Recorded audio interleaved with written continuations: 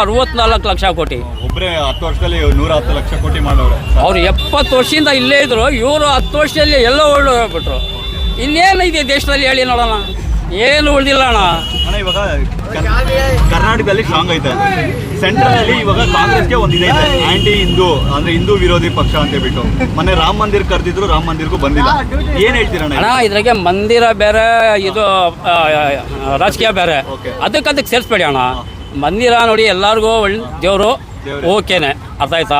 ನಾವು ಅದೇ ಬೇರೆ ಬೇಕು, ಇದೇ ಬೇರೆ. ಅಲ್ಲ ಇವಾಗ ಬಿಜೆಪಿ ಅವರು ಅದನ್ನೇ ಸ್ಟ್ರಾಂಗ್ ಆಗಿ ಇಟ್ಕೊಬಿಟ್ಟು ರಾಮ ಮಂದಿರ್ ಬಂದಿಲ್ಲ ಕಾಂಗ್ರೆಸ್ ಅವರು. ಇಲ್ಲ ಅಣ್ಣ, ಅದಕ್ಕೂ ಇದಕ್ಕೆ ಯಾಕೆ ಸೇರಿಸ್ತೀರಾ ನೀವು?